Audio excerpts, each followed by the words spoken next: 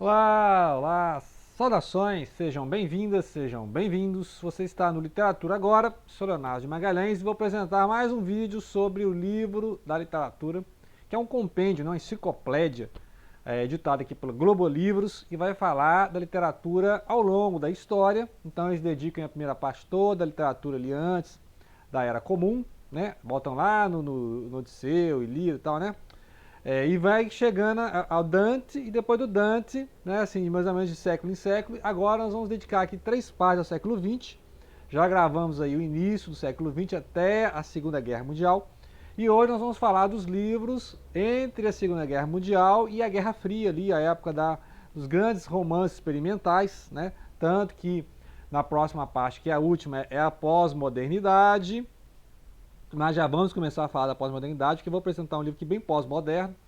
E aí vai falar do Ítalo Calvino, né, Cidades Invisíveis, que aí é a próxima parte. Então nós estamos aqui entre a Segunda Guerra Mundial e os anos 70, mais ou menos, né? Porque o pessoal fica assim, a pós-modernidade é o quê? Os anos 60, os anos 70, então tem essa discussão aí de quando seria o momento exato que surge essa tal de pós-modernidade. Então fica essa discussão. E aí tem a questão dos romances experimentais que marca essa pós-modernidade, assim, em questão de estilo e em questão de época, né? Que aí seria os anos 70 mesmo. Então, o que surgiu depois da Segunda Guerra Mundial? No Brasil, a gente falou, né? Que fala pouco do Brasil, então vou puxar mais para o nosso lado. No Brasil, na época da Segunda Guerra Mundial, tinha a Rosa do Povo, né? Foi publicada a Rosa do Povo, do Drummond, e depois da Segunda Guerra Mundial, ele publicou o Claro Enigma, né?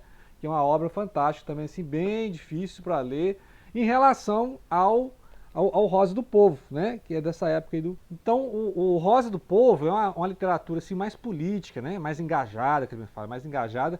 Já o Claro Enigma é mais intimista, é mais existencialista, né? Então, vamos falar que é existencialista. E aqui tem o grande poema Na Máquina do Mundo, que é uma grande interlocução aí, né? Um intertexto com a obra do Luís de Camões, né? Dos Lusíadas, né? Então tem essa questão ainda, A Máquina do Mundo, que é um poema fantástico, né?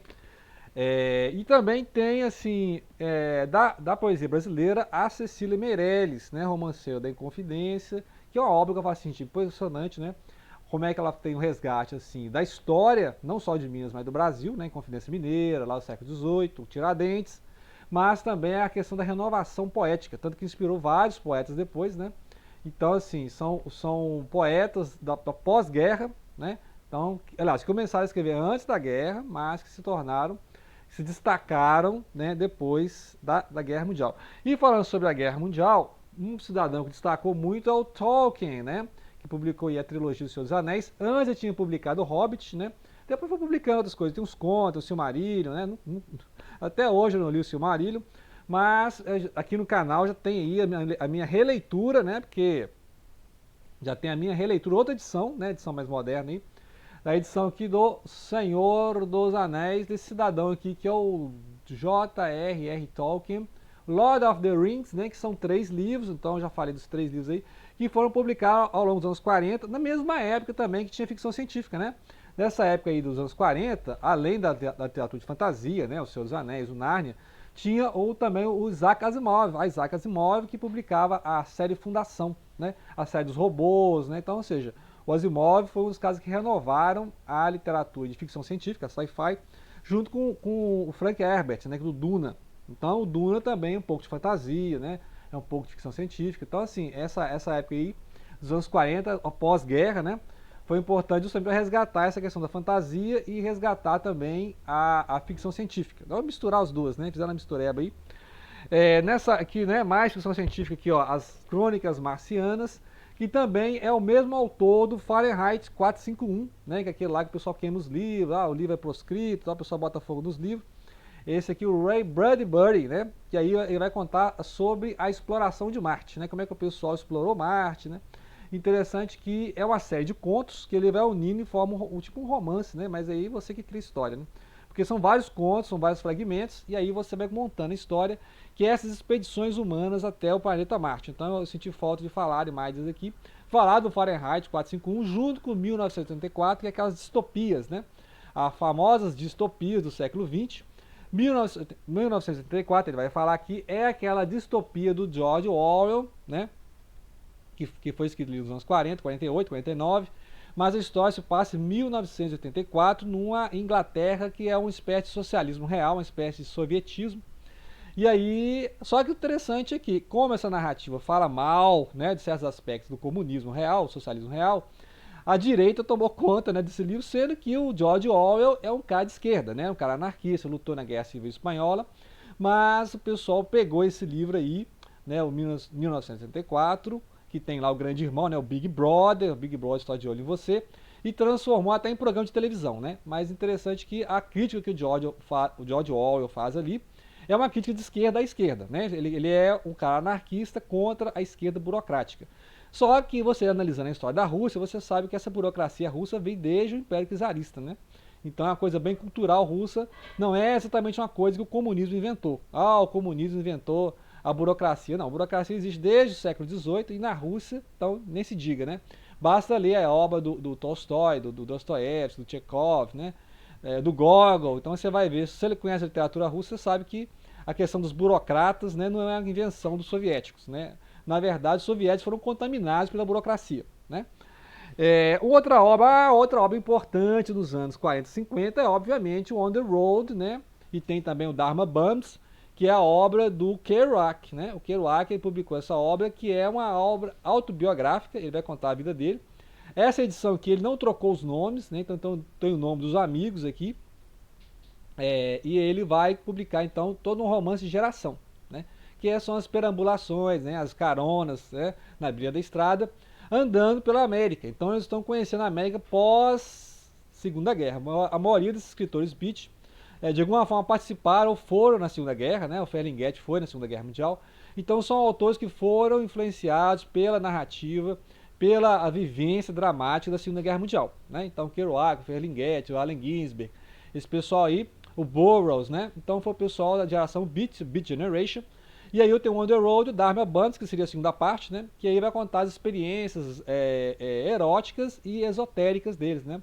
Que aí eles passaram a conhecer mais o budismo, por exemplo. O budismo tem lá, parece mais no Dharma Bums, né? Que é os vagabundos iluminados, né? Aí já é o pessoal que já leu entende aí a referência ao budismo, né? Então é interessante que é uma literatura de época, é uma literatura de panorama, né? De geração mesmo, que é o pessoal dos anos 40 e 50, né? Que também tem outras literaturas, né? Que também foram, assim, de certa forma, complicadas, né? Foram polêmicas, né? Vamos falar, mas foram literaturas polêmicas, porque, por exemplo, o On the Road já foi polêmica, a obra do Allen Ginsberg já foi polêmica, né? Já sofreu processo. Então é justamente essa dificuldade do diálogo com a época. É uma época conservadora, né? Macartismo. Então tem outras obras, por exemplo, o Apanhador do Campo de Centeio, do Salinger, né? Que também muito polêmico. O Salinger também, se eu não me engano, foi na Segunda Guerra Mundial, né? Se eu não me engano. Eu acho que o Charlie também participou da Segunda Guerra Mundial. Tem a obra do Ernest Hemingway, né? Que foi publicada nos anos 40, mas surgiu mais efeitos nos anos 50, que é, por exemplo, Por Quem os Sinos Dobram, né? Que foi escrito sobre a Guerra Civil Espanhola nos anos 40, mas fez sucesso nos anos 50, junto com o Velho Mar, 53, né? Então Ernest Hemingway, ele é também um autor que atravessa gerações, né? Ou seja, geração lá da Primeira Guerra Mundial, da Segunda Guerra Mundial e do pós-guerra. Inclusive influenciou aqui o Jack Kerouac, né? O Jack Kerouac lia o Proust e lia o Ernest Hemingway, né? Então ele fez essa união dos dois aí, muito difícil, né? Outra obra muito polêmica da época é o Lolita, né? Do Nabokov, que é um livro assim inclassificável, é um tema polêmico, é um tema complicado, que aí é uma obra assim que ele vai ter um pouco de Proust também, você vê que a narrativa é bem Proust, mas que é uma obra que foi considerada polêmica, aliás, até hoje é polêmica pelo assunto da obra, né? Então, causou impacto na época. O pessoal fala muito do enredo, mas não analisa a estilística da obra, que realmente é um livro bem escrito, né? Bem proustiano. Só que como o tema é um tema tabu, olha, e coloca muito tabu nisso aí, então a obra foi proscrita, né? Então eu acho que por isso que não dá muita ênfase a essas obras dos anos 50, ainda mais o Salinger e o Nabokov, né? Nabokov, que é um escritor russo, mas que foi escrever em inglês, né? Aí, ou seja, essa obra, a outra obra que fala aqui é o Jogo da Amarelinha, né? Rayuela aqui do nós estamos até lendo, né? Esse livro inacabável. É o livro do Cortázar, né? Julio Cortázar, que é o Jogo da Amarelinha, né? O Jogo da Amarelinha é um jogo mesmo, porque são vários capítulos, né? Vários trechos que você vai recombinando e vai lendo. Você pode ler numa leitura linear, né? Um após o outro, ou tem a própria instrução do autor para você ler aqui, né? Tem aqui, você está conseguindo ver. Tem outra forma de ler. Então você pode ler numa sequência e depois você pode voltar e ler em outra sequência, insertando outros capítulos, porque é um livro em 3 partes, né? Parte 1, parte 2, parte 3, e a parte 3 é um excesso, né? O excesso do livro, que são capítulos a mais que você pode ir enxertando ao longo da narrativa. Aí vai explicar, vai complicar, dependendo do seu ponto de vista, né? Eu acho que às vezes complica, porque aumenta a história, né? Mas ele dá pequenas entrelinhas, né? Ele completa coisas que você não entendeu na primeira parte, e ele vai enxertando nas partes posteriores, né? E aí ele fala assim, não precisa ler essa parte final não, na verdade você lê intercalando as primeiras partes, né? Então a parte 1 e parte 2, parte 1 acontece em Paris e a parte 2 ele volta para a Argentina, né? Lembrar que o Julio Cortázar fazia muito isso, né? Vivia ali um tempo na Argentina, um tempo em Paris, então pode-se dizer que é um autor argentino-parisiense, né? Argentino e francês. E a escrita dele lembra muito a escrita do Albert Camus, né? Albert Camus, que é um argelino francês, né? Então, argelino francês, e aqui você tem um argentino francês, né? Então é interessante esse intercâmbio, né? Que tem a literatura. Ambos são existencialistas, pelo menos nos contos, né? Essa obra aqui é mais experimental, e essa obra do Cortázar, do Oulipo, né, dos anos 60 e 70, vai inspirar a obra do Georges Perec e a obra do Ítalo Calvino, né? Ítalo Calvino, que a gente vai ver na próxima parte, né? Então, esse é o destaque, né? Vocês não falei de todas as obras dessa época, são muitas obras, né? Que é o pessoal que escreveu ali dos anos 60 aos anos 70. E aí ele vai finalizar aqui com o pessoal que escreveu nos anos 70 até agora, né? E aí ele vai incluir outros autores. Sim, também tem o destaque aqui para os 100 anos de solidão, né? Do Gabriel Garcia Marques, exatamente, Gabriel Garcia Marques, anos 60, publicou, tem até a série agora, tem uma minissérie aí, dos 100 anos de solidão, que aí vai contar a história de Macondo, né? Macondo vai contar a série de gerações da família, os Buendia, né? Ao longo de 100 anos. Aí você vai acompanhando ali, um monte de personagem, os nomes se repetem, que nem tem um esquema aqui da família do Buendia, né? Os nomes se repetem, se confundem, então você faz uma tabelinha dos nomes dos personagens. Já falei aqui do 100 anos de solidão, que é uma história longa, vai passar toda a história da América Latina, né? E aí, igual o Pablo Neruda fez em poesia, né? História da América Latina em poesia, você tem várias coisas da história da Colômbia, da Venezuela, do norte ali, do Caribe, né? Tudo na forma de prosa, né? Que aí o Garcia Marques né? Lá na Colômbia, ganhador do Prêmio Nobel e tal, né? No Brasil tem um destaque aqui para o Grande Sertão Veredas, né? Então, Grande Sertão Veredas, a obra do Guimarães Rosa, né? Então, da época aí, ó, 56, a obra que vai ser um resgate justamente da fala interiorana, de mineira, né? História de Minas aí, né? O norte de Minas, o sul da Bahia, e a questão do sertanejo, né? Então, a questão do sertanejo e o sertão é perigoso.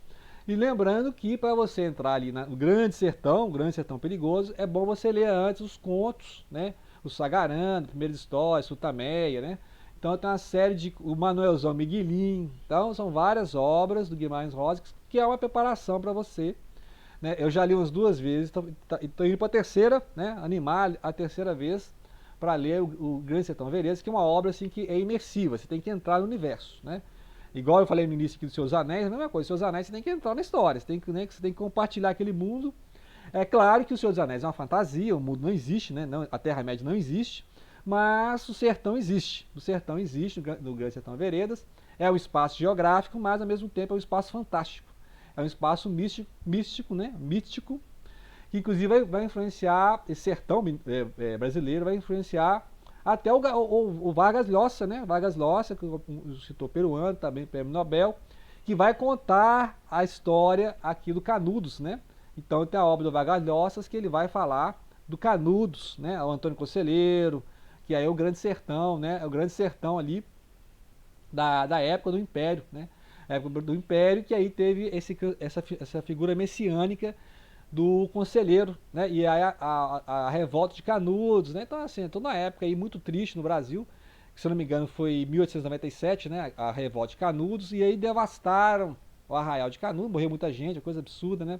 O exército brasileiro mandou lá forças descomunais para combateu um monte de sertanejo, né? Um monte de pessoas pobres que só tinham essa figura messiânica aí. Então gerou essa guerra dos canudos, né? Que aí tem os sertões, né? Do Euclides da Cunha, por exemplo. Então aí a dica, né? É muita coisa para falar, né? 15 minutos não dá conta de resumir aqui 30 anos em 15 minutos, né? É difícil. Então fiquei a dica e tem mais um vídeo, né? Que aí é a literatura pós-moderna, dos anos 70 até a nossa época, né? Que é a nossa época contemporânea da literatura mundial. Então fica aí o livro da literatura. Grato pela atenção. Não deixem de compartilhar.